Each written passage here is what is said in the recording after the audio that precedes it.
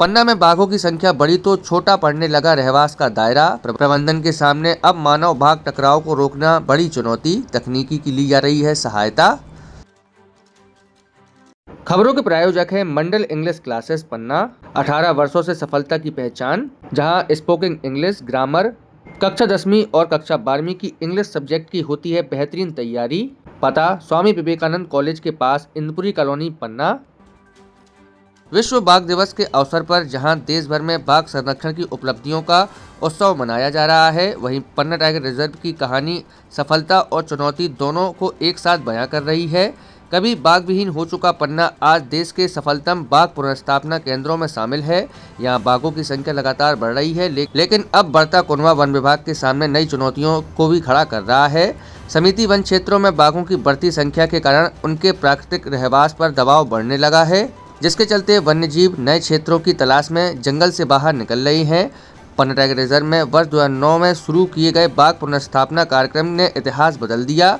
बाघों से खाली हो चुका जंगल एक बार फिर इनकी दहाड़ को सुनाई देने लगा है। पन्ना टाइगर रिजर्व के आंकड़ों के अनुसार वर्ष 2022 में यहां वयस्क, सब एडल्ट और शावकों सहित करीब 59 बाघ मौजूद थे।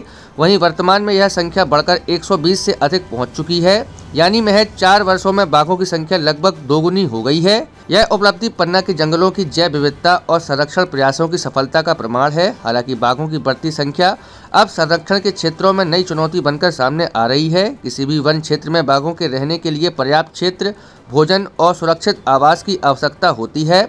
जब एक सीमित क्षेत्र में बाघों का घनत्व बढ़ता है तो क्षेत्रीय वर्चस्व को लेकर भी उनके बीच संघर्ष की संभावनाएं बढ़ जाती हैं। युवा बाघ अक्सर अपना अलग क्षेत्र बनाने के लिए नए इलाकों की तलाश करते हैं। इसी तलाश में कई बार वे जंगल की सीमा पार कर आबादी वाले क्षेत्रों में पहुंच जाते हैं। इससे मानव और बाघ के बीच की संघर्ष की आशंका बढ़ जाती है। ग्रामीण क्षेत्रों में मवेशियों का शिकार, बाघों की आवाजाही और लोगों में भय जैसी स्थितियां सामने आने लगती हैं। उप संचालक वीरेंद्र पटेल ने बताया कि बाघों की मॉनिटरिंग विभाग की सर्वोच्च प्राथमिकता है।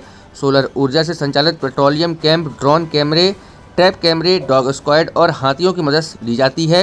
इन आधुनिक संसाधनों के जरिए बाघों की गतिविधियों पर लगातार नजर रखी जा रही है।